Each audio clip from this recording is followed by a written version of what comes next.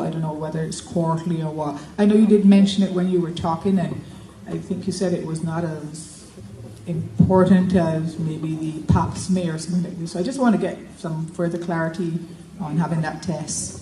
That's a very good question. Remember, the pap smear looks for abnormal cells on the cervix, one of the 5 areas that can undergo cancerous change, and that is separate and apart from the CA125. Now, when the CA125 first came out, it was thought to be just as good as the pap smear. This is now a test that we can find ovarian cancer early. Ovarian cancer is a cancer that has no sign or symptom that is specific to it. You may get a little bloating, a little digestion discomfort, changes in the bowels. So when they found that in ovarian cancer cases, CA125 is elevated, this is a test that tests for CA125, they thought they found a good screening test for ovarian cancer. What they later realized is that there are other conditions that CA125 can be elevated. It can be higher in liver failure, it can be higher in heart failure, it can be higher in benign conditions like endometriosis, it can be higher in some cases of fibroids. It can actually be higher if you're on your periods and if you're not.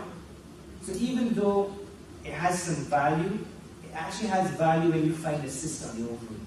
When you find a cyst on the ovary and the cyst has features that are suspicious for cancer, and you do a CA125, there are 3 things that you put together: the age of the patient, the features that you see on the ultrasound of the cyst, and the CA125 level, and that gives you a risk of malignancy index or a risk of cancer index. In other words, is that cyst likely to be cancerous? People don't realize that your ovary is a cystic organ. What does that mean? It produces a cyst every month.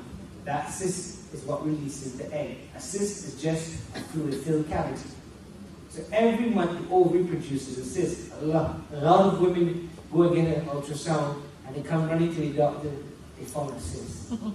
But you have to look at the specific features of the cyst. The size, if it contains solid components. So CA125 by itself has raised a lot of anxiety, because if you do it in somebody who has no symptoms, no problems, ultrasound is normal, and it's elevated, just the 2 letters CA, and that being high gets people concerned. It gets us concerned too as well, because you want to rightfully say this is not a problem that you have to worry about.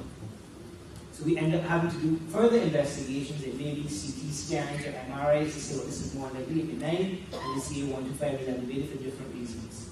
But it's not specific. In other words, when you find abnormal cells on a pap smear, you know there's a problem with the cervix.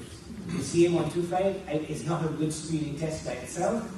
There are scenarios that can be used. There is no black or white answer to tell you it's good or it's bad. It has its role. But it's not something I would recommend you do every 3 months, like a pap smear, or every year, or every 3 years, unless you are at risk for it with regards to you having ovarian cyst that's getting covered.